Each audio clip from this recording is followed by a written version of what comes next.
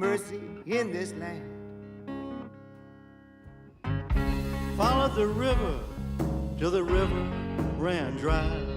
Charlie, Ben, hello. Hi, Welcome in Paris. Thank you. And congratulations for this second album together, 20 years after you first met and worked together. What is it like today? Is it still the same energy, the same chemistry between you two as it was on day one? Well, I think it's stronger and more solid, and the more time we've spent on the road and everything, it's made everything congeal better. What is, how do you work between you two? I mean, for this album, for instance, who did what? My approach to playing is responding to what I'm hearing, lyrics and the feel of the music.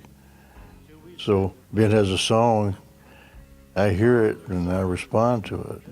I mean, that's the short answer. And I'll even stick to a short answer. Everybody pretty much minds their station, as far as me, bringing in collections of songs that I've written, as well as making sure everybody's tone is where it's supposed to be, including my own, and bringing the band together at the right studio at the right time. No mercy in this land. Followed the river till the river ran dry.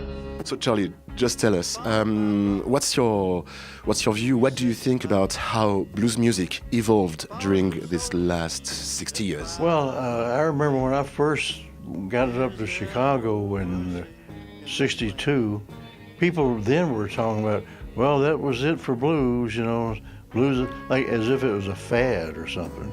And blues is not a fad. It's always going to be here. And I've seen it just go up and down over the years. And it's more popular now than when I was starting out. When I was starting out, there was nothing to even read about blues. There might be a little bit about blues in a book on jazz. And today there's tons of books about blues and magazines and blues societies and blues cruises and blues festivals. And so it's a huge, for me, from my perspective, it's a tremendous difference. Do you remember what you first felt or thought when you were first introduced to each other? I just remember thinking, well, here's a guy that's really into blues. I mean, he's opening for John Lee Hooker, and he's got his own style. That's a style I wasn't familiar with, and I was attracted to that because I could sense the blues element in his music. That was just off the top of my head. That was a long time ago. I met first time, 93.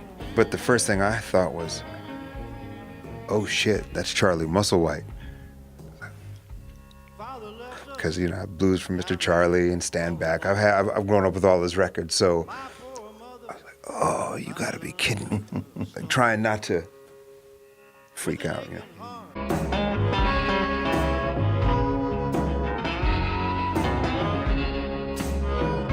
What are your best memories together? Oh, there was those ribs we had in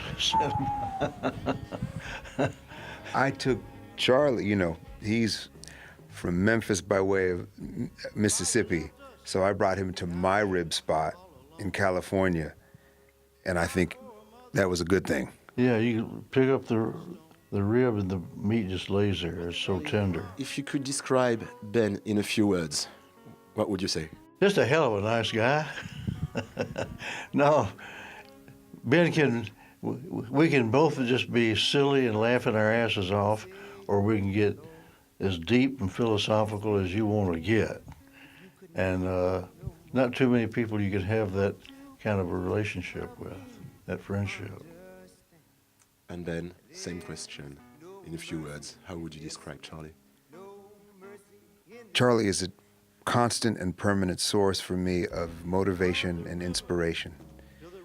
Not only is he the best at his instrument, but he's the best and still getting better. I don't know how that happens, but he's proof that you can take a lifetime you can have a lifelong relationship with your instrument. I'm still learning. Incredible.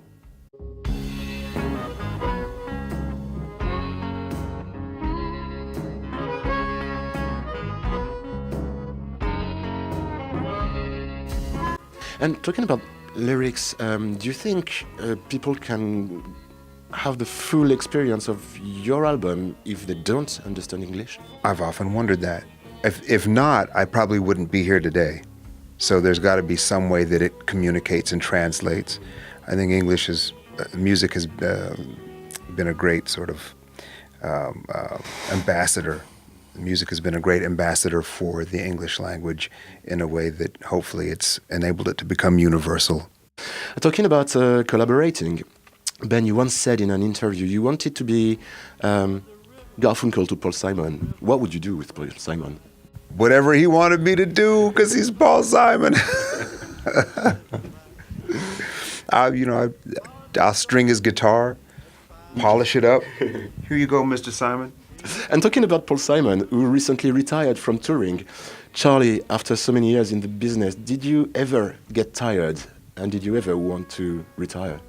You know, when I was younger, it was a lot more fun in a different way, but it's still very rewarding to see those smiling faces when you're playing the music. As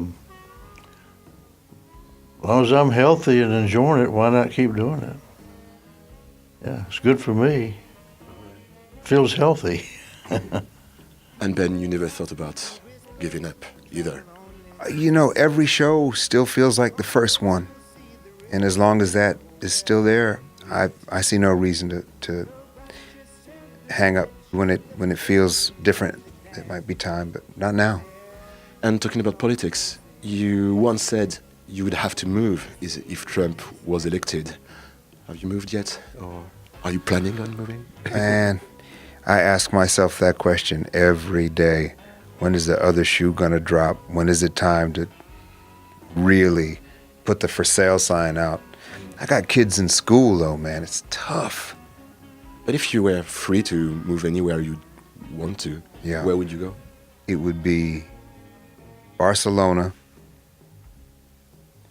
Bizane, near Narbonne, and Lisbon.